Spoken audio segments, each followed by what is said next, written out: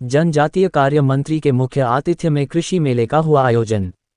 प्रदेश शासन की जनजातीय कार्य मंत्री के मुख्य आतिथ्य में सबमिशन ऑन एग्रीकल्चर एक्सटेंशन आत्मा योजनांतर्गत कृषि मेले का आयोजन कृषि उपज मंडी कार्यालय में किया गया है।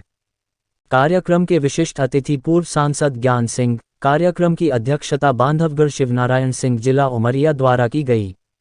उमरिया के विभागों का स्टॉल एवं प्रदर्शनी लगाकर विभाग में संचालित योजनाओं की जानकारी से किसानों को अवगत कराया गया। मेले का मुख्य आकर्षण शासन द्वारा फसल बीमा वर्ष खरीफ एवं रबी की दावा राशि सिंगल क्लिक के माध्यम से अंतरित की गई, जिसका सीधा प्रसारण दिखाया गया। सरसों मसूर के मिनी किट का वितरण, सिंचाई मंत्रों के स्वीकृत आदेशों का वितरण, ट्यूबवेल का अनुदान स्वीकृति आदेश वितरण, प्राकृतिक एवं जैविक खेती की जानकारी, उत्कृष्ट कृषक पुरस्कार वितरण, उत्कृष्ट समूह पुरस्कार वितरण एवं सांस्कृतिक कार्यक्रम संपन्न हुआ।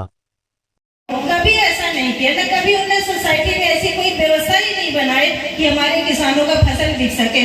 और आज माननीय मुख्यमंत्री जी ने बहुत अच्छा काम कर रहे हैं आप सबके लिए साथियों, आप सब जानते हैं। और आज यहाँ पर हमारे जो वैज्ञानिक लोग यहाँ पर उपस्थित हैं, आप उनके बताए हुए रास्ते पर अगर आप लोग अपना खेती करेंगे तो मुझे लगता है कि आपका खेती और उपज पैदा करेगा और आपका खेती का लाभ का धंधा बन सकेगा।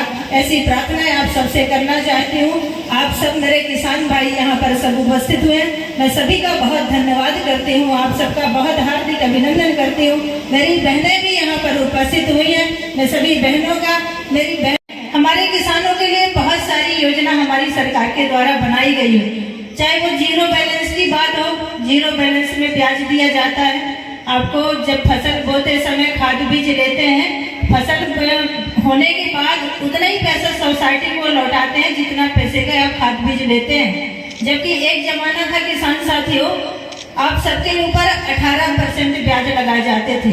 कोई भी गरीब किसान उस जमाने में कर्जा लेते थे तो कोई किसान कर्जा पटा नहीं पाते थे, उसकी घर की कुर्की करा ली जाती थी।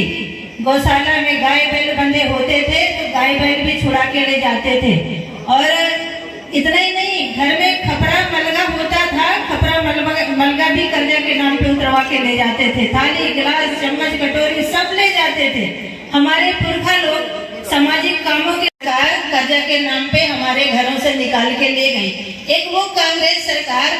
और इतना सब कुछ करने के बाद भी हमारे गरीब किसान का कर्जा पूरा नहीं होता था साथियों, तो उस जमाने में हमारे किसान साथी कर्जे के सदमे में दुनिया से चले गए, हम बचा नहीं पाए। मेरे पास आते थे, उस समय मैं पहली बार विधायक हुई थी और मध्य प्रदेश के मुख्यमंत्री श्री दिग्विजय सिंह जी हुआ करते थे।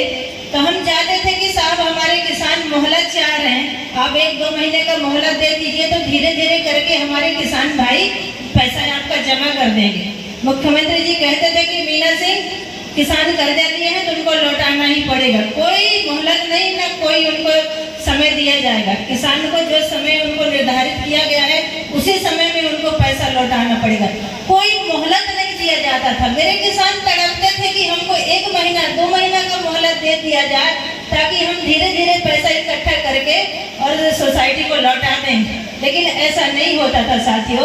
हम लोग दिग्विजय सिंह जी के पास जा जाके हाथ जोड़ के खड़े रहते थे किसानों के साथ में, लेकिन कभी उनने सुना नहीं। और इतना हाल बेहाल करके उन्होंने 2003 तक मध्य प्रदेश को छोड़ा था, वो आप सबके नजरों में, आप सबके दिमाग में है साथियों। आज हमारी मध्य प्रदेश की सरकार किसानों की बेहतरी के लिए काम कर रही है। आज जीरो बैलेंस में ब्याज, आप सब आज ब्याज के नाम पर निश्चिंत हैं। आपको पता है कि जितना हम खाद बीज लेंगे, जितने पैसे का उतना पैसा ही लौटाना पड़ेगा। और पहली बार मध्य प्रदेश में हमारे किसानों को समर्थन मूल्य दिया गया।